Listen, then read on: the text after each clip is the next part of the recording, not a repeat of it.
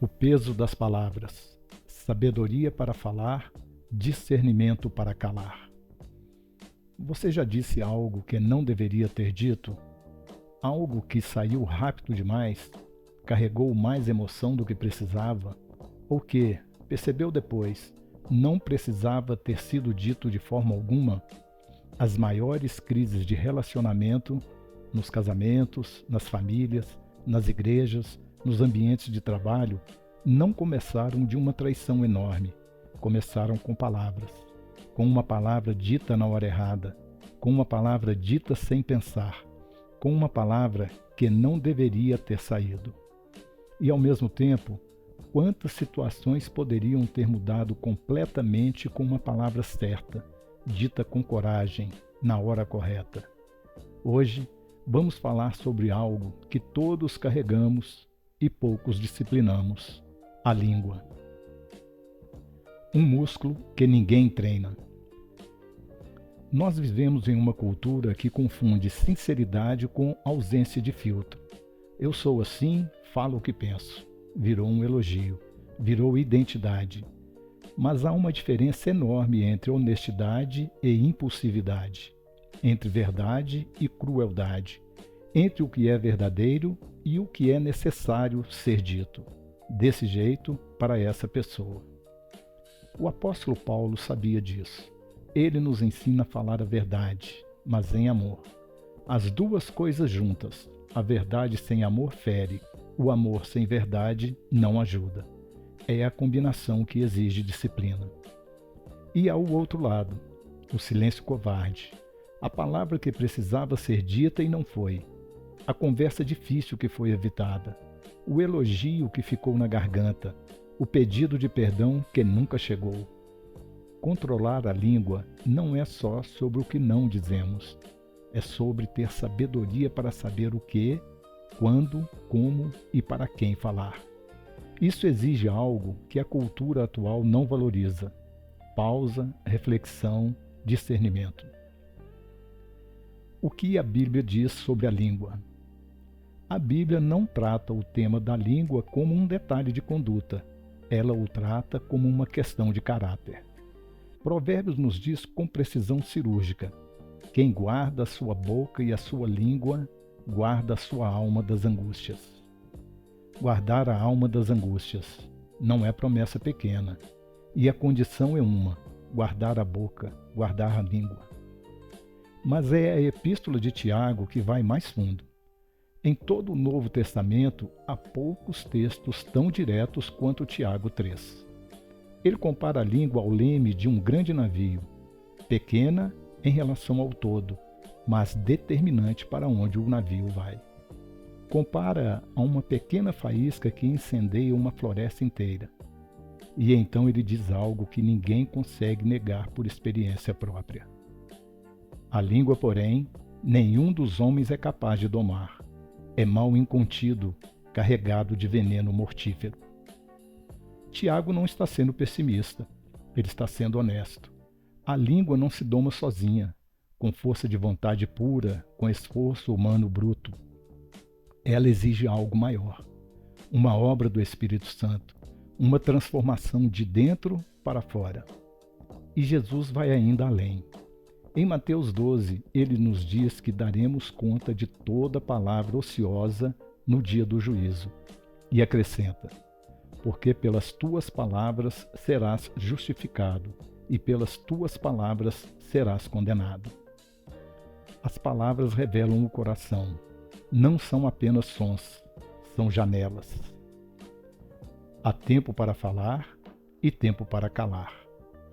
Em Eclesiastes tem uma lista das mais conhecidas e mais esquecidas da Bíblia. No capítulo 3, o pregador elenca os tempos de cada coisa sob o sol. E no meio de nascimentos e mortes, guerra e paz, choro e riso, ele inclui: há tempo para calar e tempo para falar. Uma linha só, mas que linha! O sábio não é só aquele que sabe o que dizer, é aquele que sabe quando dizer e também quando não dizer. Há momentos em que a palavra mais sábia é a que não foi dita, em que ficar em silêncio não é fraqueza, covardia ou descaso, é domínio próprio, é respeito, é fé em que Deus age onde nossas palavras não chegam. Há conflitos que a palavra certa desativa, e há conflitos que a palavra, mesmo que certa, alimenta, se dita na hora errada, para a pessoa errada, num tom errado.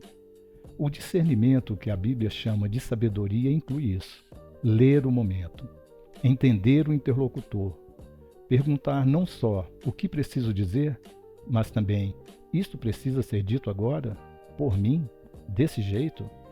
E quando a resposta for não, calar também é uma escolha espiritual, uma disciplina, um ato de fé. O modelo de Cristo.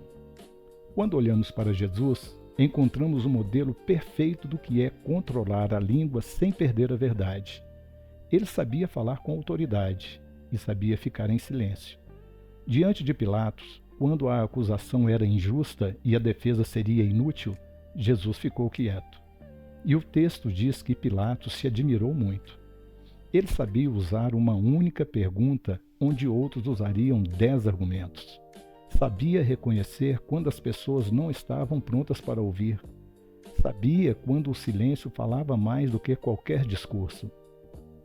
Mas também sabia com clareza quando era necessário falar. Com os fariseus, com os que exploravam os fracos, com seus próprios discípulos quando erravam, Jesus não se esquivava da palavra difícil. O que guiava tudo isso? O amor. E o amor tem discernimento. O amor pergunta: o que essa pessoa precisa agora? Não o que eu preciso dizer. O que ela precisa ouvir e pode receber. Falar a verdade em amor, como Paulo nos instrui, exige que amemos o suficiente para pensar antes de falar, para escolher as palavras, para calar quando calar é o que serve ao outro. O que o estoicismo confirma. Curiosamente, mesmo fora da fé cristã, os grandes pensadores chegaram muito perto dessa verdade.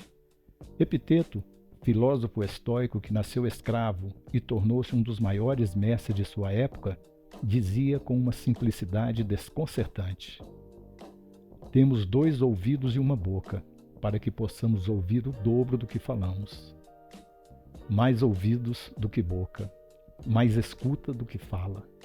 O próprio design humano, dizia Epiteto, já aponta para uma sabedoria. Marco Aurélio, nas suas meditações, registrava para si mesmo, não para publicar, mas para não esquecer. Fala pouco e diz o necessário, o imperador do mundo antigo se lembrando de se calar. E Sócrates, que tanto falou sobre o que não sabia, nos deixou um critério que atravessou séculos. Antes de falar algo, passe-o por 3 portões. É verdade? É necessário? É gentil? Se não passa pelos 3, talvez não precise ser dito. Veja, a sabedoria humana chegou a intuir o que a palavra de Deus declara com autoridade. Isto não é coincidência. É o eco da verdade que Deus plantou na consciência humana, mesmo naqueles que não o conhecem. Mas o cristão tem mais do que intuição. O cristão tem revelação. E tem o Espírito Santo, que é a única força capaz de realmente domar aquilo que Tiago chamou de indomável. A língua como prática, não como teoria. Então, o que fazemos com tudo isso? Não quero deixar esse vídeo no campo das belas ideias. A disciplina da língua precisa virar prática, ou fica só em teoria.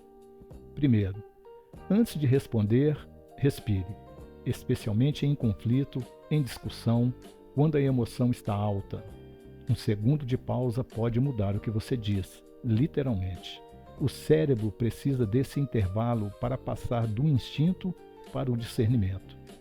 Segundo, faça a pergunta dos 3 portões antes de falar. É verdade? É necessário agora? É gentil? Ou pelo menos não pode ser dito com respeito?